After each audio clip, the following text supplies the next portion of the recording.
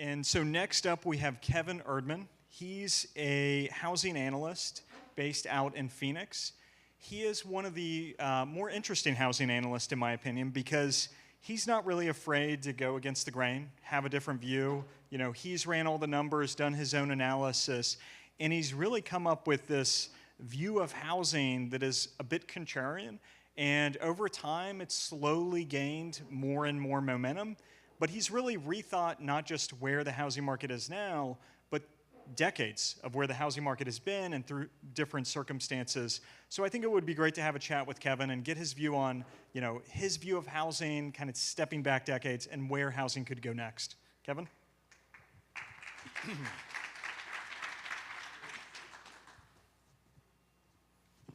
Thanks, Lance. And because yours is so deep, I actually had to write some questions down. And so the Case-Shiller index, and you know, like a real basis, kind of zoomed out. There was a very long, you know, period where it was kind of flat. You would have some jump ups, some jump downs, but kind of it didn't go too crazy, right? There was a prolong. I mean, how many decades was it? Like, yeah, I mean, it goes back. I think they've compiled it like 1890, and for that first century, you know, it was flat as a pancake compared to what we've seen the last couple decades. And so why do you think in the, you know, why has that changed, right? Why have we had that jump up in the 2000s and then now to where, you know, the Case-Shiller U.S. home prices on a real basis has really jumped up above historic norms? Yeah, I mean, I think it's actually a sign of a real crisis. It's not just some marginal changes, a lack of productivity in construction.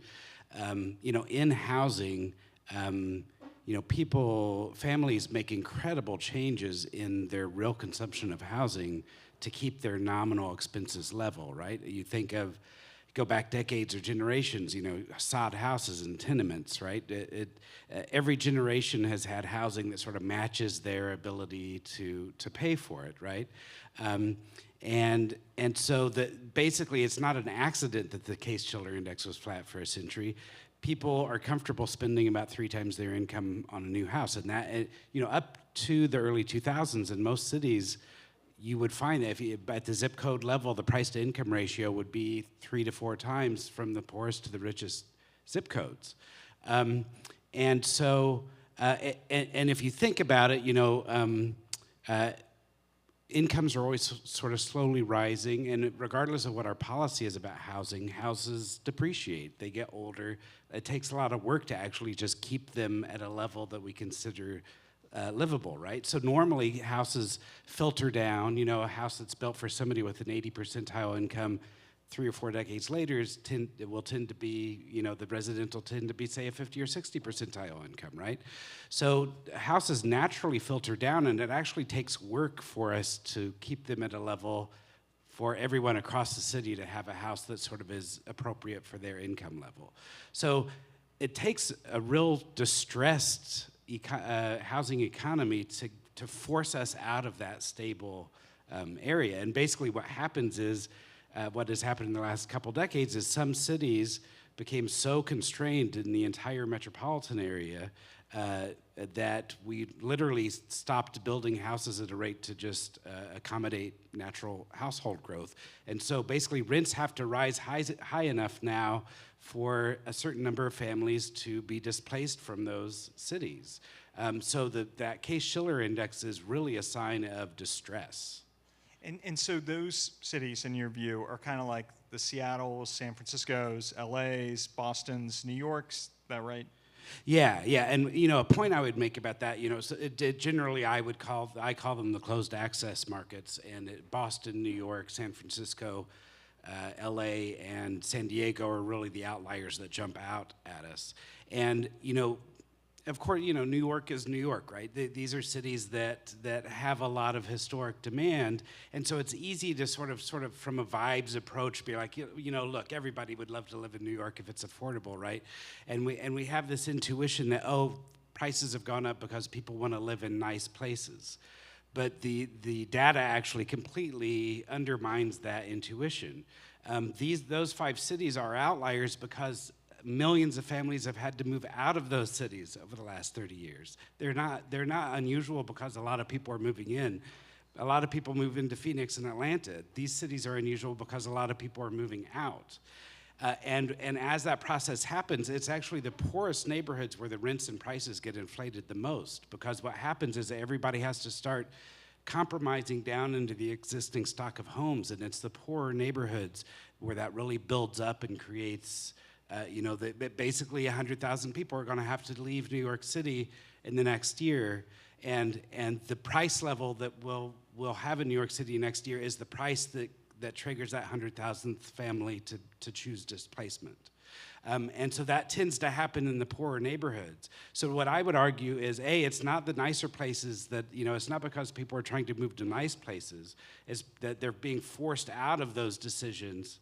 And in a market like New York City, it's actually that marginal lever that's setting the market price. That poor family in the low-income neighborhood that finally chooses to leave whatever rent level that is, then all those families sorting into the city's stock of housing, across incomes, are really a derivative of that choice. It's the levers that are, how much pain do they have to feel before they leave, and then that all filters down, and by the time you get up to the higher incomes, prices don't really actually appreciate that much. And so those markets that you mentioned, they have a lot of like steady levels, well, not steady, but they have constant levels of net domestic migration declines, right? They're losing Americans consistently. Yep. But you have these periods where that outpour jumps up. Yep. And then you have, on the other side, like I showed that map at the very beginning, you have like Florida, right, where it has the burst of migrations, and the Arizonas, and some of those parts, right, where they get a burst up of that net domestic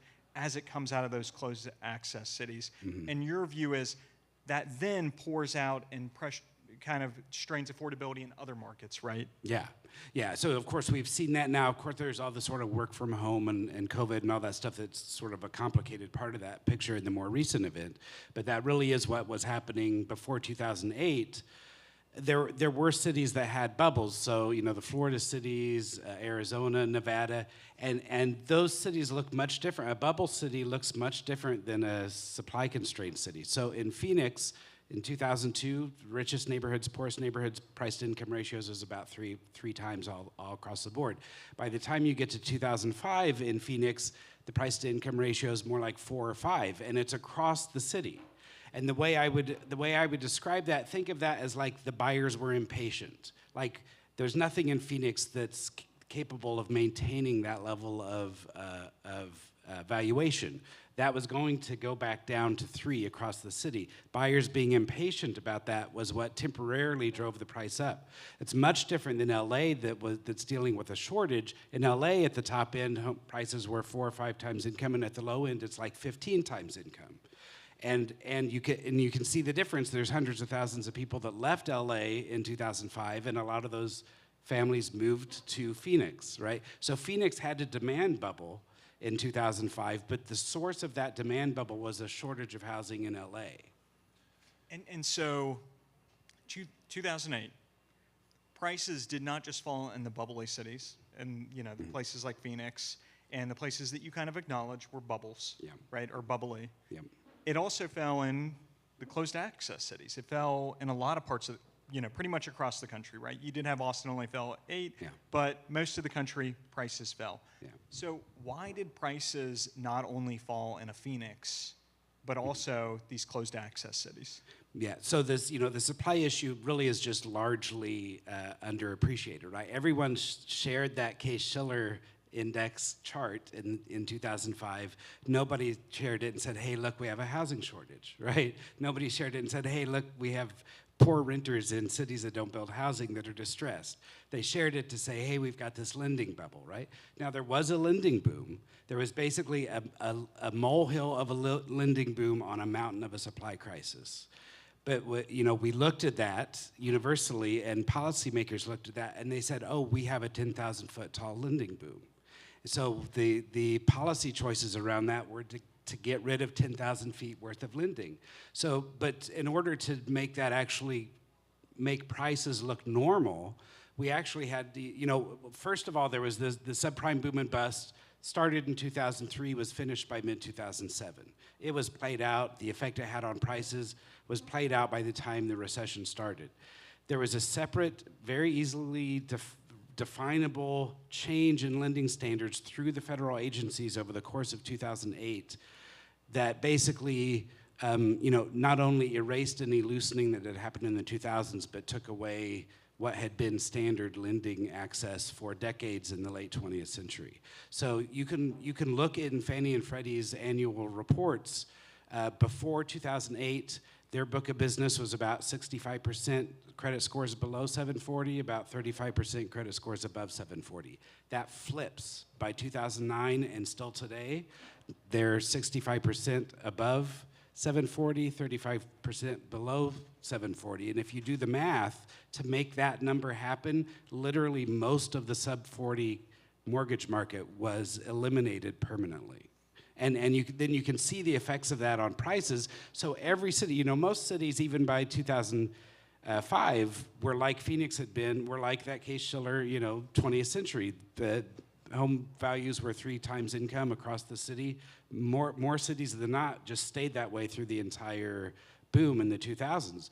Whether you were LA or Phoenix or any of those cities, by 2012, the price-to-income ratio at the poor neighborhoods is, in Phoenix, the bubble corrected, and then by 2012, price-to-income at the high end's still 3. At the low end, it's like 1.5 or 2, because those families couldn't buy mortgages anymore. We just decimated the low end of the market in every city, whether they'd had a building boom or a lending boom or not. And we will have to run to lunch soon, where I think we've gone over a bit. But so this chart here, this shows that credit scores really swung up 8, 9, 10, right? And they've just stayed there, right? And so this jump up, in your view, that's like the tightening, right? Yep. And in your view, there's like millions of home buyers at that point pushed out of the market. Yep. And so, 6, 7, there was a pull down on prices from kind of the subprime pulling back, right? There's also the cyclical kind of rollover where some of these bubbly cities kind of see a drawdown as well, kind of like we've seen today in Austin. But then after that, you get this tightening of lending, and that's really what really throws prices down even further, right? And takes us below replacement cost. Yeah. And so in your view, that then really drags down single-family construction further than it would have otherwise been 11, 12, 13, that whole time, right? Correct? And so we go from what your view is a supply shortage in some of these, cities like, San Francisco, Los Angeles, New York, Boston, San Diego, and because of this tightening, which was a misdiagnosis, we then pull it back, construction falls further, and that shortage goes much more widespread across the country. Yeah. And so I would take, say, LA and Atlanta as an example. So in LA in 2005, the high-end houses sell for 4 or 5 times their residents' income. The low end, it's 15 times. In Atlanta, it's about 3 times across the entire market. By 2012, the Case-Shiller index looks like, we're kind of almost back to normal. That's a combination of the LAs, which have a supply crisis, where now by 2012, by rents, justified by rents and by the local supply conditions, they should still be at 4 or 5 to 15 price-to-income ratios, but now it's like 4 or 5 to 7 or 8.